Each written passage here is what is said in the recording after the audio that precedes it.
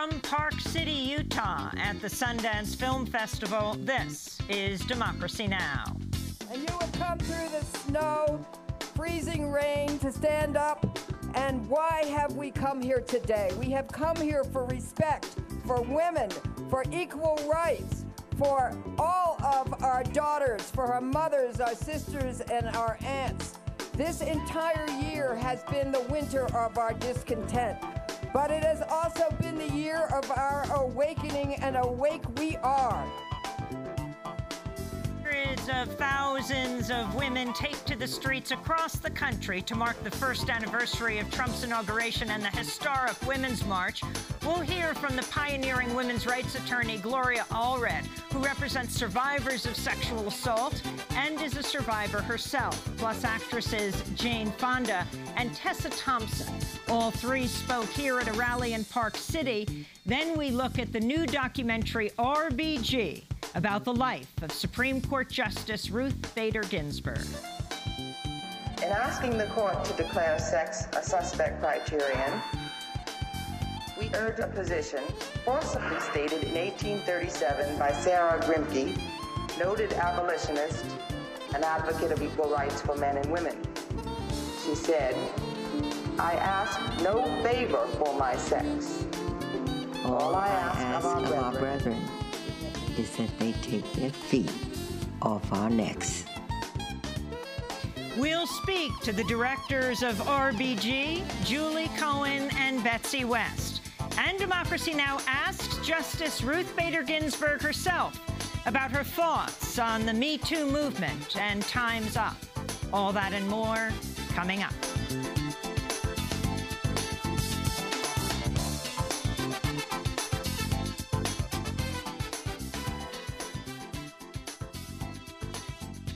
Welcome to Democracy Now!, democracynow.org, the War and Peace Report. I'm Amy Goodman.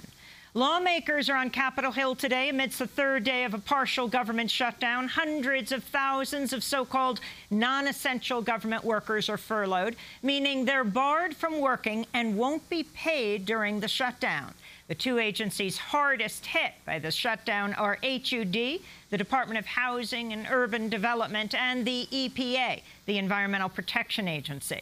The government shut down at midnight on Friday night after lawmakers failed to reach a budget deal. At the heart of the showdown is President Trump and the Republicans' failure to compromise on a plan for the nearly 800,000 young undocumented immigrants known as Dreamers.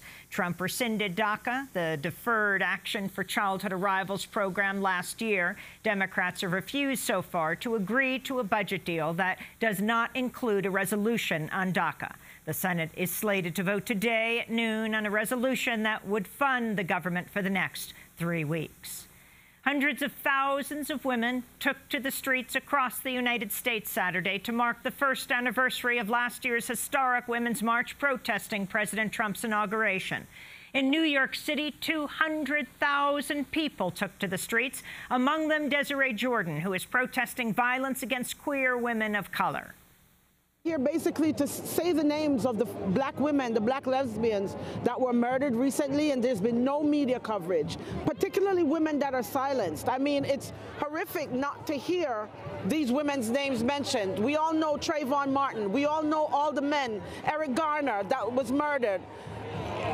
We need to know the names of the women and the lesbians, black lesbians particularly, who are murdered in this country, and there is nothing in our media. And it's just horrific to think about a woman being killed just for being who they are. Saturday's march comes amidst the nationwide Me Too and Time's Up movements, in which women across industries and class and racial lines have joined their voices to denounce pervasive gender-based violence and to demand an end to sexual harassment and abuse. In Los Angeles, tens of thousands of women protested, including the Academy Award-winning actress Viola Davis. Listen, I am always introduced as an award-winning actor. But my testimony is one of poverty. My testimony is one of being sexually assaulted and very much seeing a childhood that was robbed from me. And I know that every single day When I think of that, I know that the trauma of those events are still with me today. And that's what drives me into the voting booth. That's what allows me to listen to the women who are still in silence.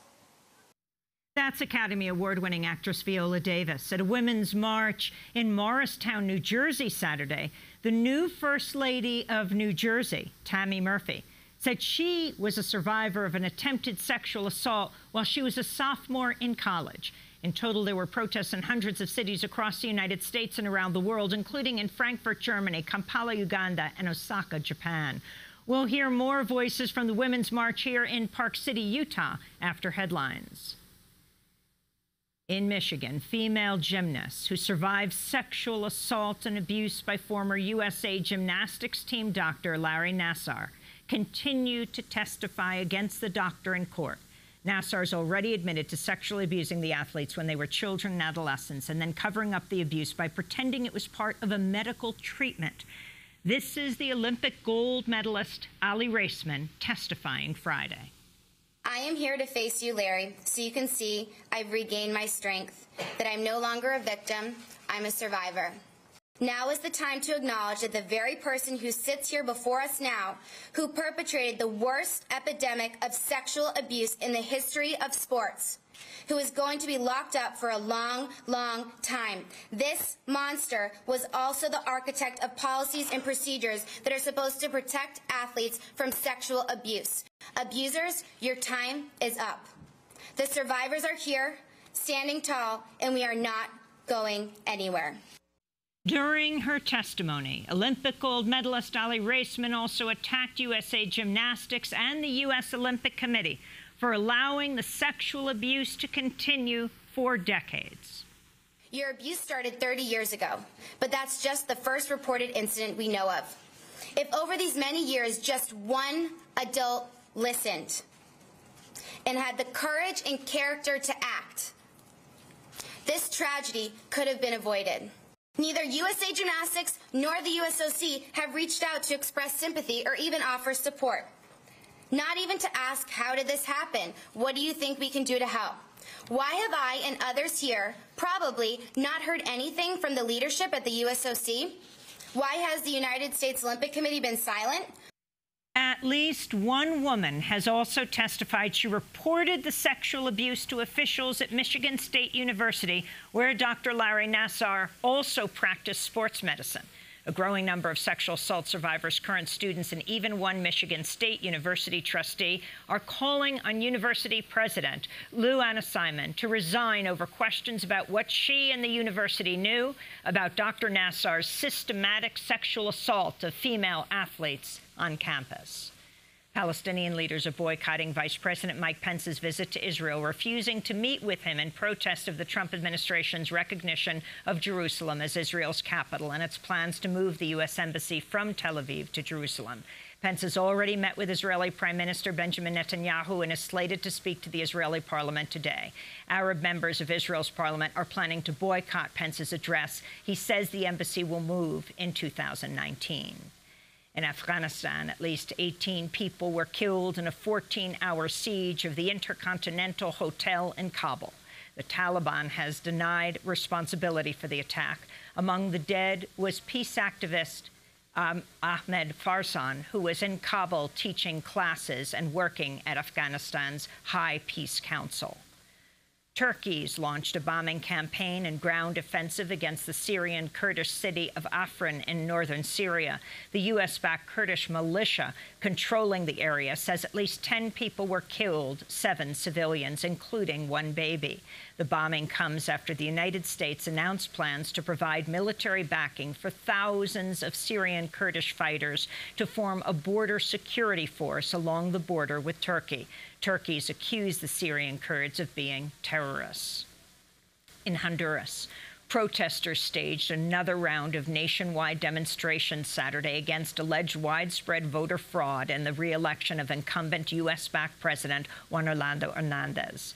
Demonstrators blockaded dozens of roads and highways nationwide. The Honduran military has killed at least a dozen protesters since the demonstrations erupted after the November 26 election, including one 60-year-old man who was killed at a blockade on Saturday. This is the opposition candidate, Salvador Nasralla.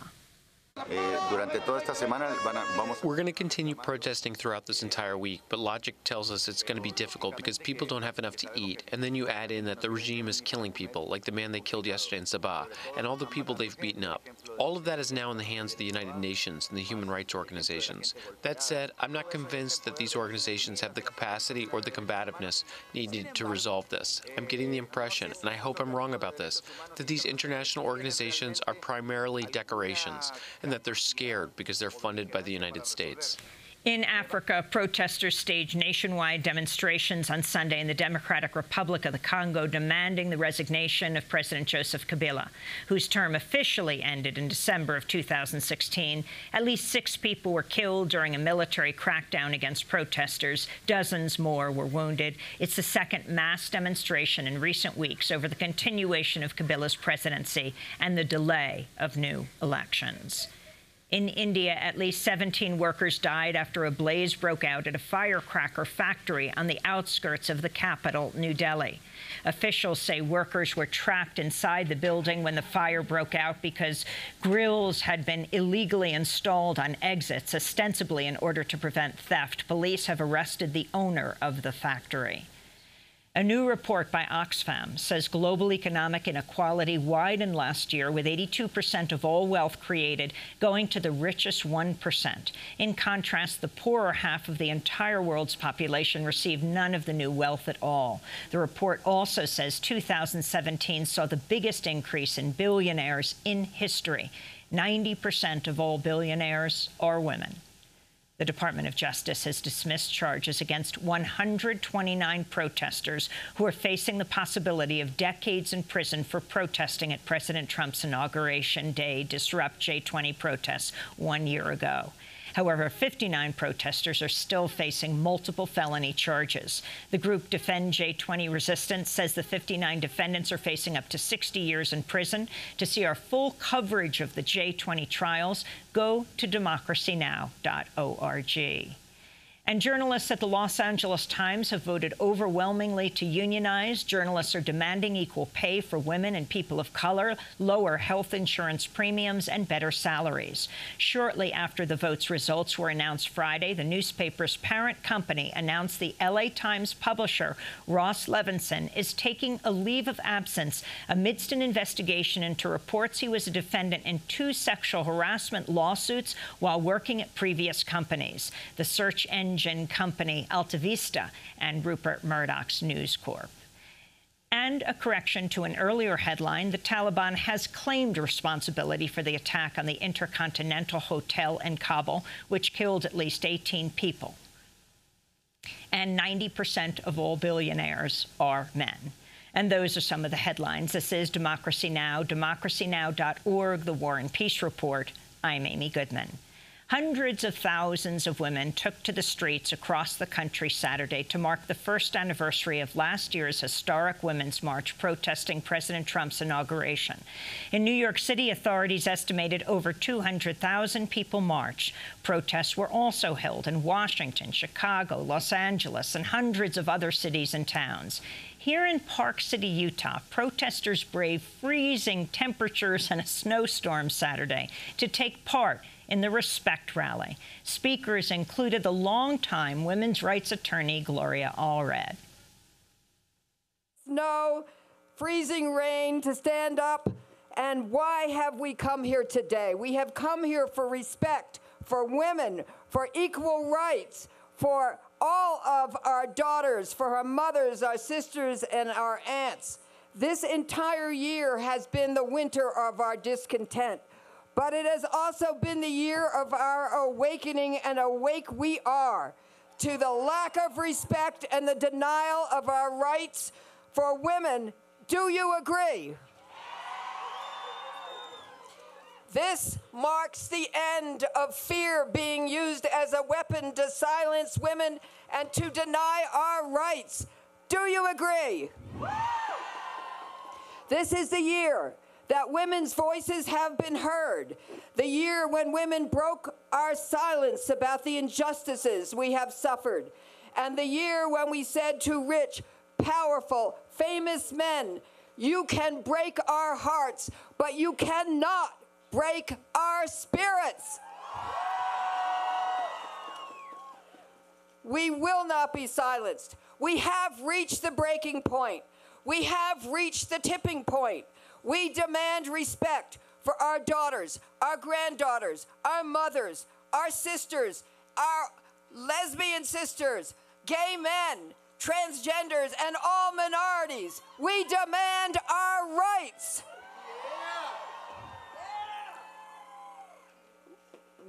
We demand the right to be free of sexual assault, rape, and abuse. Say after me, RIPE, resist, insist, persist, elect. Now, resist, persist, insist, elect. We demand the right to control our bodies and our lives. Resist, insist, persist, elect.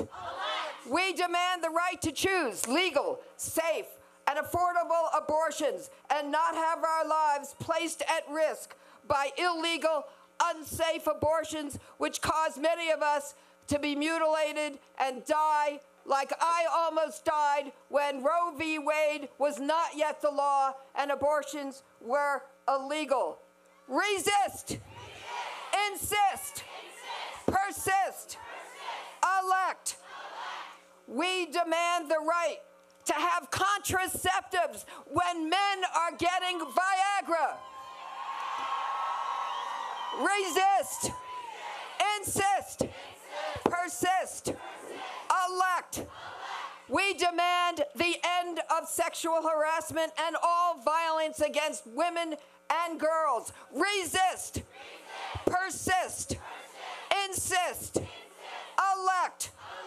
We demand the enforcement of child support laws so mothers can support their children and not be forced onto welfare and lives of poverty. Resist, insist, persist, elect. We demand the end to pregnancy discrimination in the workplace. Resist, insist, persist, elect. And we demand the passage of the Equal Rights Amendment, that equality of rights shall not be denied or abridged by the United States or by any state on account of sex. Resist, persist, elect. And don't forget, insist. Insist. And let me tell you, Utah, we have 36 states who have ratified the Equal Rights Amendment, most recently Nevada. And now it is time for Utah. Resist, insist, persist, elect, and give a hearing to the ERA in Utah. Yes, let's hear it. It is my huge honor here to be introducing the unintroducible, the formidable Jane Fonda.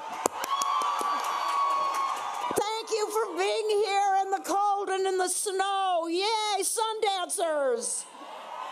We're still marching, we're still protesting, but now we have to also organize.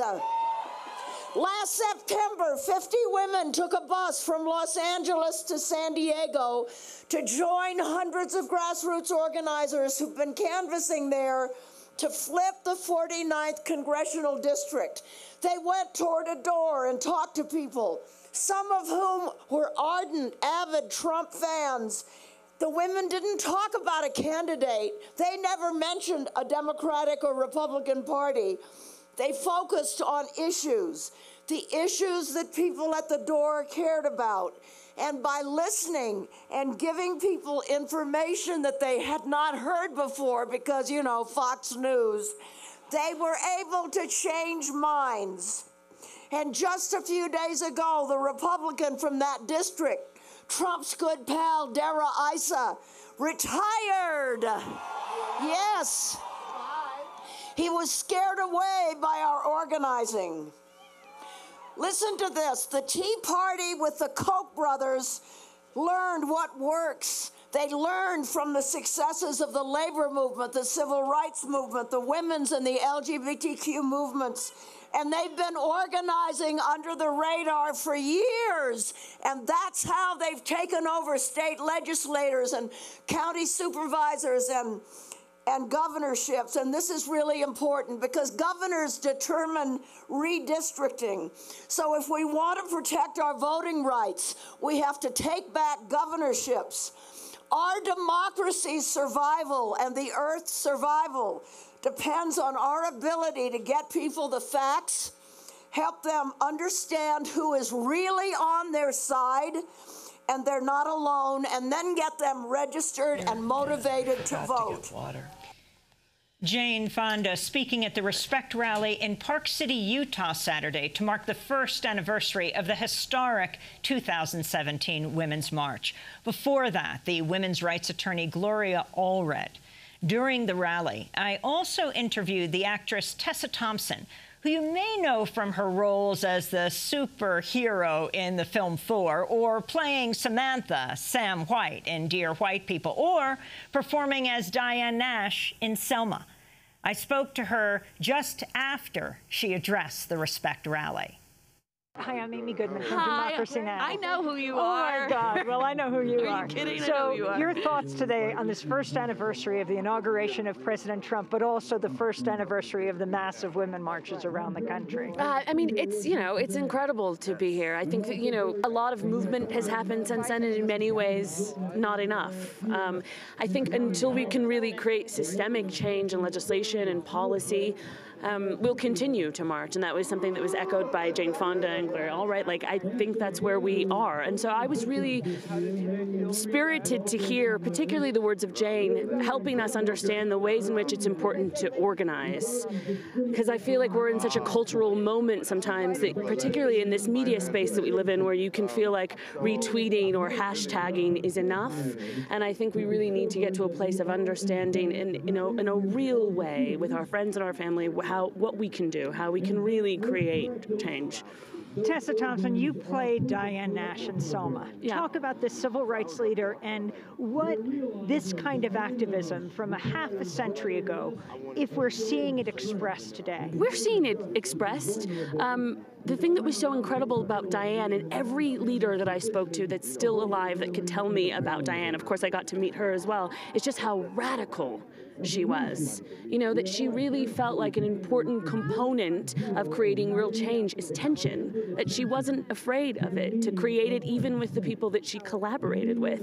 And that kind of bravery and real dedication to getting to the core of an idea, I think is so fantastic, particularly in a political space. And so I was continuously struck by that. And she is that way still. I mean, she has such fierce integrity, and really believes in America so much that she can be quite critical, and that's, I think, what we need. And now you are a Black woman superstar in Thor. Talk about your message to young women in the world. I think what's really been incredible about that, obviously the character Valkyrie has not historically been a woman of color, although she is in the context of the comics, she is depicted as sometimes a bisexual, so she's a queer woman. But it's been incredible to see young women come up to me and say that it means so much to them because they can see themselves reflected in a film like that. And I think for me, when I first got the part, I couldn't believe it. And I think a part of that is because I had not seen it before. And so I think that's where representation in media is really important. It's important when people are ingesting their popcorn, they're also ingesting images that make them feel hopeful about their sense of possibility. That's actress Tessa Thompson at the Respect Rally on Saturday here in Park City. When we come back from break, we look at RBG, a new documentary about the life of Supreme Court Justice Ruth Bader Ginsburg, who's here in Park City as well. Stay with us.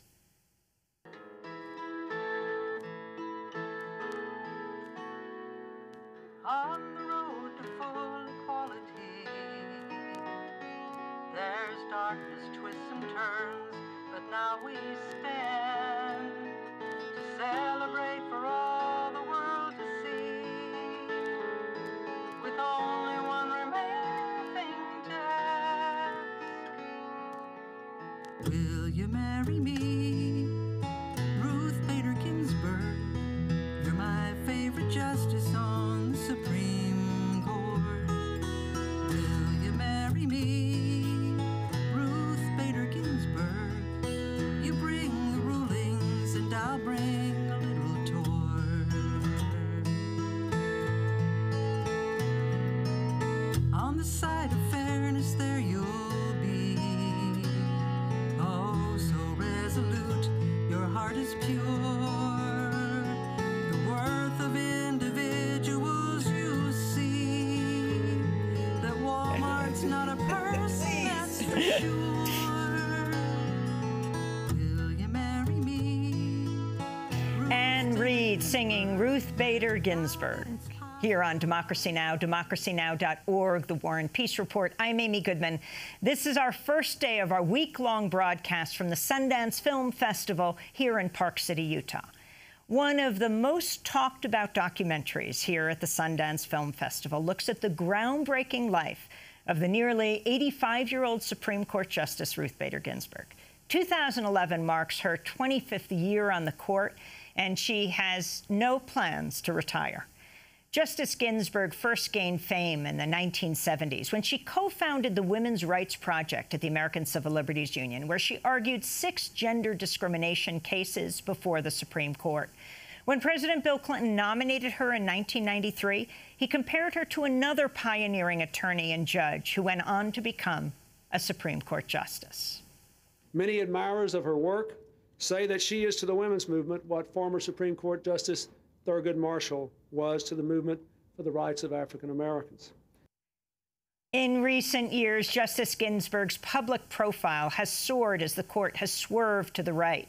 Ginsburg often now finds herself on the dissenting side of opinions. In 2013, she wrote a scathing dissent in Shelby versus Holder, a landmark case that eradicated a key part of the Voting Rights Act.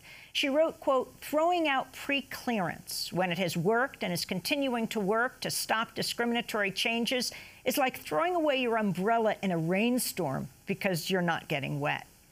Dissents like that helped Ginsburg cement her role as a feminist icon. She gained the nickname Notorious RBG, which became the name of a best-selling book.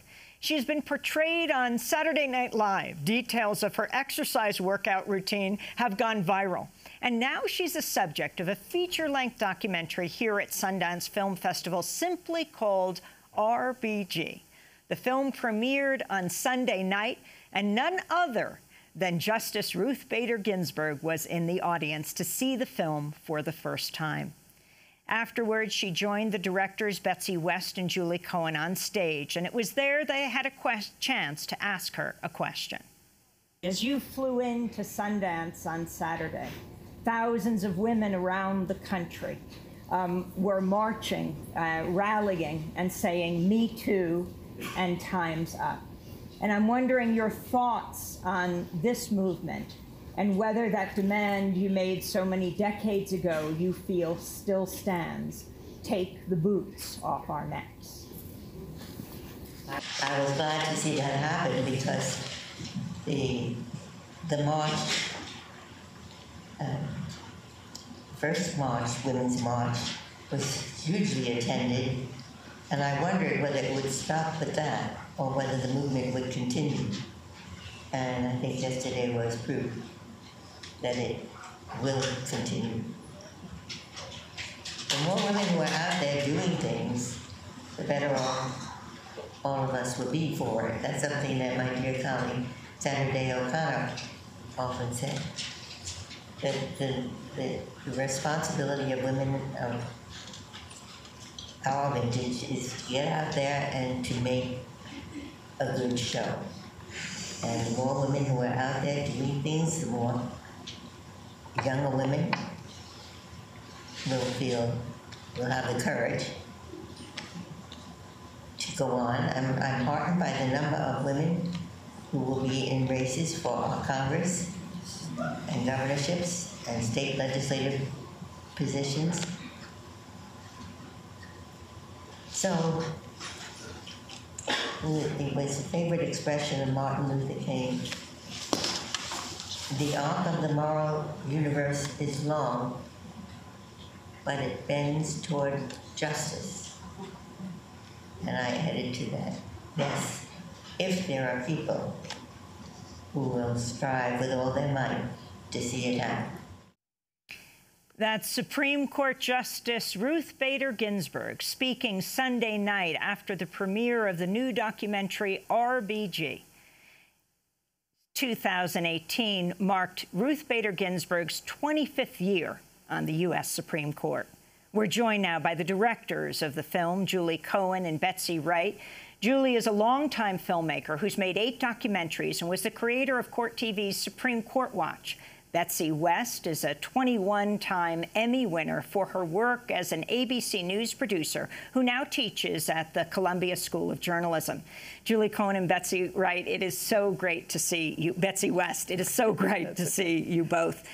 Julie, why don't you start off by talking about why you decided to take on Ruth Bader Ginsburg as the subject of your film? Why did you decide to follow her? You know, how could you not is almost a question with RBG. Betsy and I had each individually for separate projects done interviews with her several years ago. We had followed her kind of stellar rise to rock stardom as young women began to sort of idolize her as the notorious RBG. And we just felt like, you know, someone ought to do a full-dress, serious documentary covering this extraordinary woman's life, and why not have it be us? So, Betsy West, you've covered many different issues, and one of the things you've done most recently is the Makers series, Women Making a Difference. So, Ruth Bader Ginsburg, both you and Julie had interviewed her separately. Yes, yes. And what most strikes you about her? If you can begin by sort of giving us a nutshell description of Ruth Bader Ginsburg, the Supreme Court Justice. Well, when you meet her in person, she's a very tiny person, and yet she has a kind of commanding presence. I think that's the contrast about her that really strikes you. She's a very serious person, the kind of person if you say, hey, how are you? She doesn't immediately jump in to tell you how she is. She thinks about it. She's very deliberate in everything she says. So as she just said to us in the interview, I tend to be rather sober. On the other hand, she has a fabulous sense of humor. And as we discovered in the film, she loves to laugh. And so she's a multi-dimensional person with an extraordinary life story. And I want to talk about that life story. I want to first, though, go to a clip from your documentary, RBG, where Justice Ginsburg talks about the first time she argued before the Supreme Court. In the case of Frontiero versus Richardson in 1972, the case centered on a female Air Force lieutenant who'd been denied the same housing and medical benefits as her male colleagues. Justice Ginsburg, then the lawyer Ginsburg, argued the Air Force's statute for housing allowances treated women as inferior, and the Supreme Court ruled in her favor 8-1. With not a single question. I just went on speaking, and I, at the time, wondered, are they just indulging me and not listening? Or am I telling them something they haven't heard before, and are they paying attention? The justices were just glued to her. I don't think they were expecting to have to deal with something as powerful as a sheer force of her argument that was just all-encompassing. And they were there to talk about a little statute in the government code. I mean, it was just, we seized the moment to change American society. In asking the court to declare sex a suspect criterion, We urge a position forcibly stated in 1837 by Sarah Grimke, noted abolitionist and advocate of equal rights for men and women. She said, "I ask no favor for my sex. All I ask of our brethren is that they take their feet off our necks." An excerpt from RBG, the documentary that's just aired at the Sundance Film Festival to much acclaim. In that clip, we also heard from Brenda Feigen, who is co-director with Ruth Bader Ginsburg of the ACLU's Women's Rights Project. So, Julie Cohen, let's talk about her life before she was the notorious RBG, before she was Supreme Court Justice. Sure. I mean, you know, that was one of the big factors making us want to make this film. A lot of the people that love her and think she's cool and know about her dissents don't really know the full story and don't appreciate how much she achieved for women's equal rights under law in her career as a lawyer, particularly during those times, the Women's Rights Projects in the 1970s. Basically, she took on a number of cases. There were 6, including that one you just played, Frontiero, that she argued before the Supreme Court, winning 5 of them, making the case at a time when that case wasn't widely understood or even, you know, it was sort of hard for society and the male justices at the time to register the idea that, oh, wait, the Constitution should provide equal rights for men and women. She was following up on what Thurgood Marshall had done sort of the decade earlier, basically a slow legal march for civil rights for people of all races, and she was applying that idea to gender and had extraordinary success with it.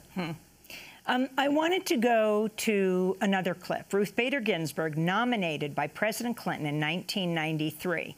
This is during her Senate confirmation hearing, when she openly defended, and this was highly unusual, openly defended a woman's right to have an abortion. This is something central to a woman's life, to her dignity. It's a decision that she must make for herself. And when government controls that decision for her, she is being treated as less than a fully adult human responsible for her own choices. During Ruth Bader Ginsburg's 1993 Supreme Court confirmation hearing, Republican Senator Orrin Hatch of Utah questioned her stance on abortion. The so-called constitutional right to abortion, a right which many, including myself, think was created out of thin air by the court. But you asked me the question in relation to the Supreme Court's precedent, and you now ask me another question in relation to the Supreme Court's precedent. The Supreme Court's precedent is that access to abortion is part of the liberty guaranteed by the 14th Amendment.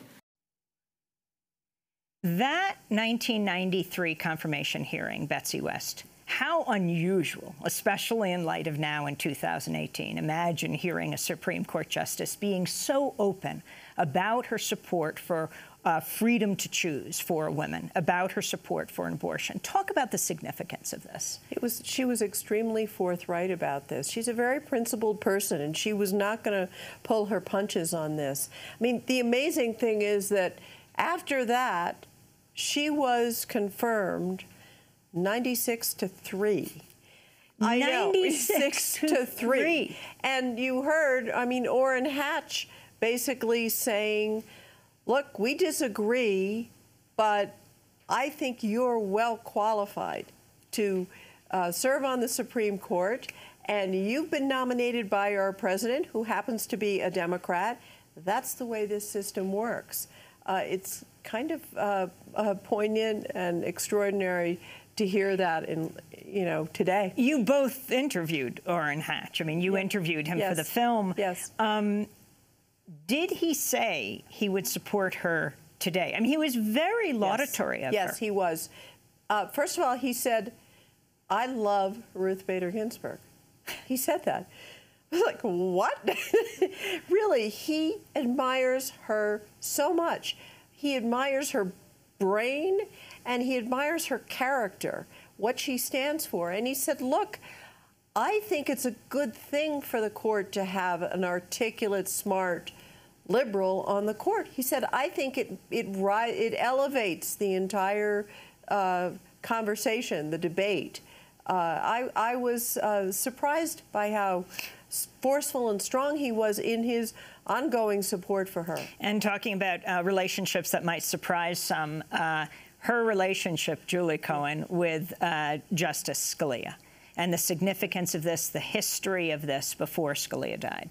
Yes, I mean, Justice Scalia and Justice Ginsburg were quite close, going back to their days together on the U.S. Court of Appeals for the D.C. Circuit in the 1980s, admired each other as kind of intellectual sparring partners, and really liked and loved each other as friends. They both loved opera. They both had a lot of other intellectual interests in theater and in literature.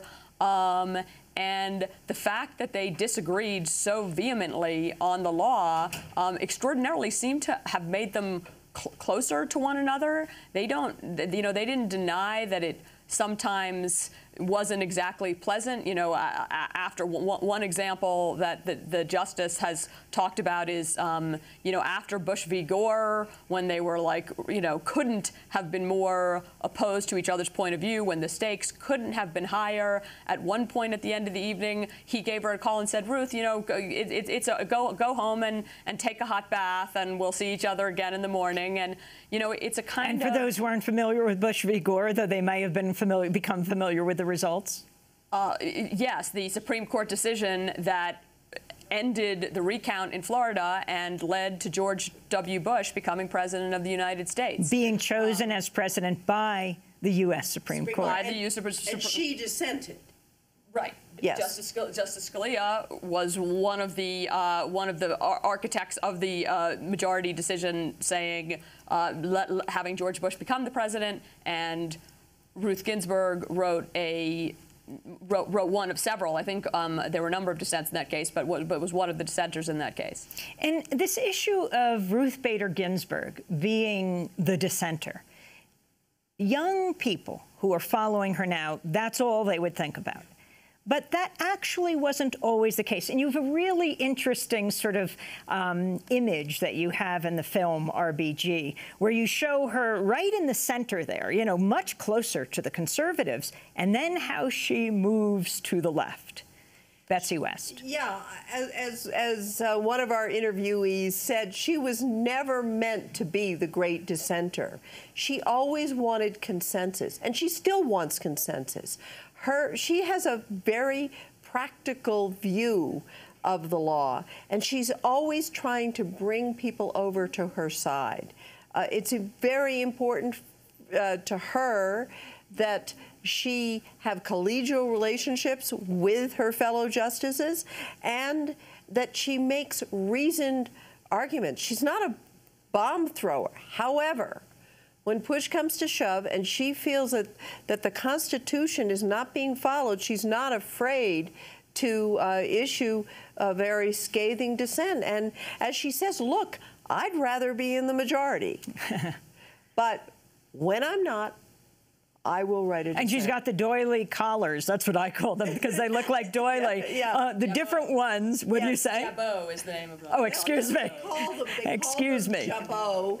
And she and Sandra Day O'Connor came up with this together, and she's got the different ones for when she's in the majority opinion or when she's expressing the dissent. The dissent, yes. It's her. She has a great fashion sense, and she brings her fashion sense to her clothing on the Supreme Court. And, you know, when Supreme Court justices come out to read opinions, it's not publicly known yet what the decision is going to be. So if you're in the courtroom, of course, there aren't cameras in the courtroom, but if you're in the courtroom, you get to preview a few minutes earlier, because from Justice Ginsburg's collar, if she's going to read an opinion and she's wearing that lovely sort of black, sparkly, fan-shaped collar, you know she's about to deliver a dissent. We're going to go to a break, and then we're going to come back and hear a really interesting comment from Justice Ginsburg just yesterday. She spoke at the Filmmakers Lodge. She was interviewed by NPR's Nina Totenberg, and she talks about this seminal foundational work of Catherine McKinnon and how it changed her view also of women's rights and what the whole issue of gender harassment is all about. This is Democracy Now! We're talking about a film that just premiered at the Sundance Film Festival. It's called RBG and is about the Supreme Court Justice Ruth Bader Ginsburg. Stay with us.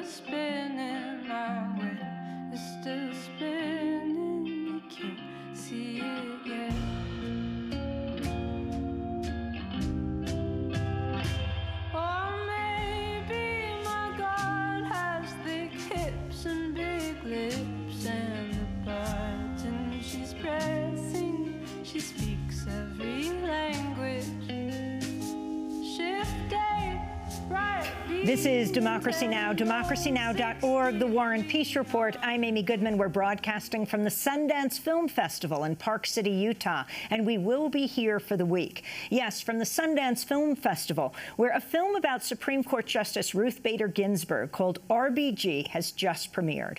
Well, before the film on Sunday, Justice Ginsburg, who flew into Park City, Utah this weekend, was interviewed by NPR's Nina Totenberg, a dear friend of Ruth Bader Ginsburg's. Totenberg asked Ginsburg if she had ever been sexually harassed herself. This was the Supreme Court Justice's answer. The answer is yes. Every woman of my vintage knows what sexual harassment is, although we didn't have a name for it. The attitude to sexual harassment was simply get past it. Boys will be boys. Well, I'll give you just one example. I'm taking a chemistry course at Cornell. And my instructor said, because I was uncertain about my ability in that field, he said, I'll give you a practice exam. So he gave me a practice exam. The next day, on the test is the practice exam. And I knew exactly what he wanted in return. And that's just one of many examples. This was not considered anything you could do something about, that the law could help you do something about, until a book was written by a then young woman named Catherine McKinnon, and it was called Sexual Harassment in the Workplace. And I was asked to read it by a publisher and give my opinion on whether it was worth publishing. It was a revelation. The first part described incidents like the one I just mentioned, and the next was how this anti-discrimination law, Title VII, which prohibits discrimination on the basis of race, national origin, religion, and sex, how that could be used as a tool to stop sexual harassment. It was eye-opening. And it was the beginning of a field that didn't exist until then. So, just to close the loop here for a minute, what did you do about the professor? Did you just stay clear of him? What did you do? I went to his office and I said, "How dare you? How dare you do this?"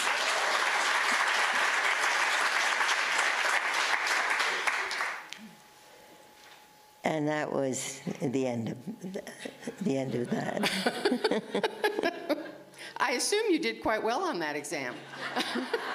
And when I deliberately made 2 mistakes.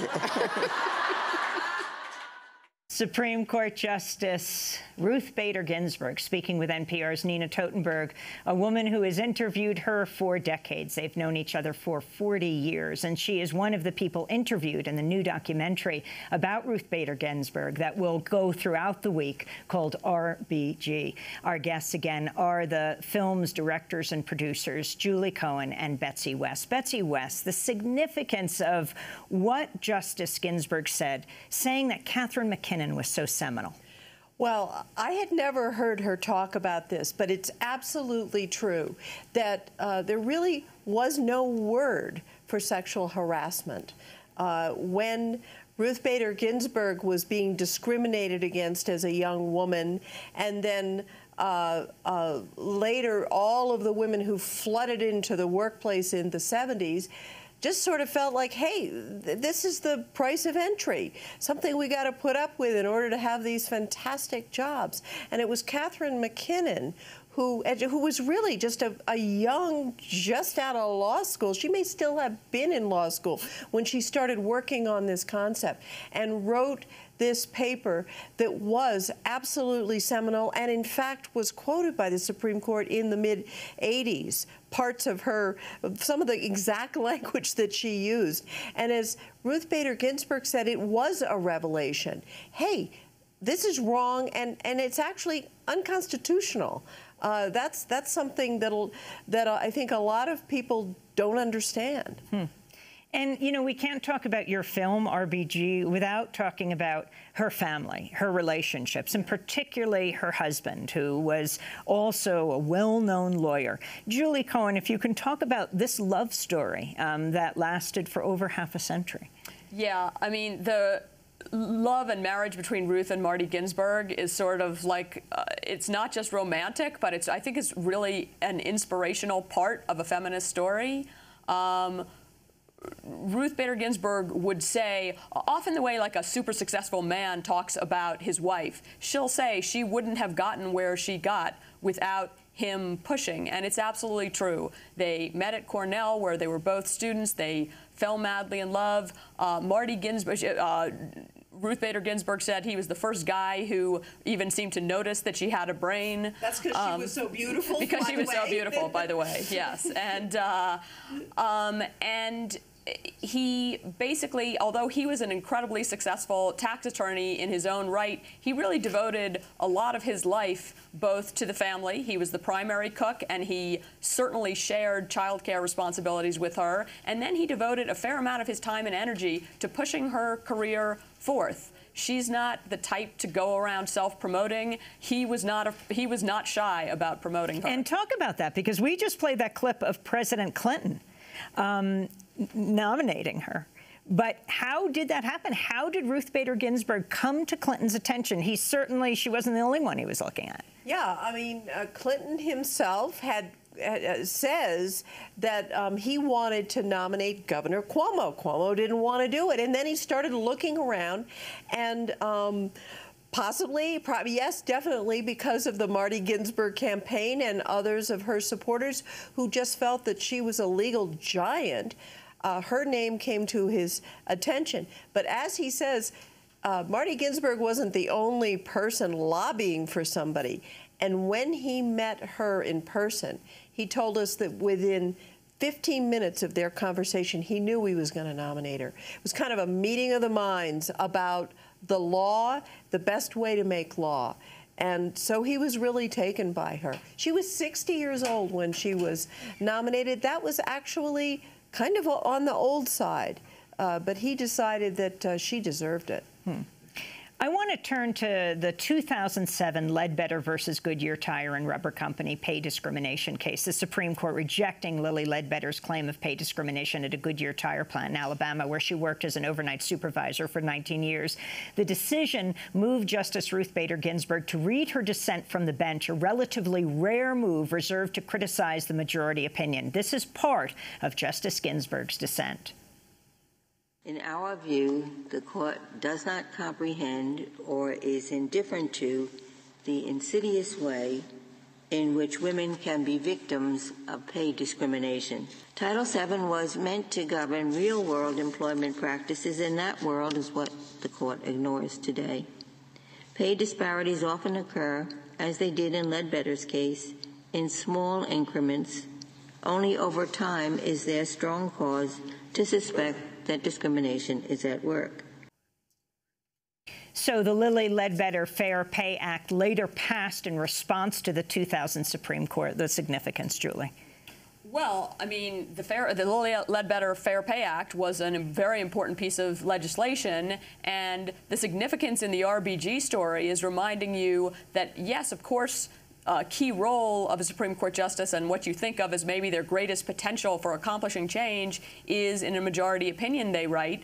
But Justice Ginsburg really made a huge difference in our laws by the dissent that she wrote in Lilly Ledbetter, not only where she explained the unfairness of the statute of limitations that had been placed on how long a woman could wait to make a claim about being paid unequally, but her dissent, she just came right out and said, like, the ball is now in Congress's court. Like, you know what?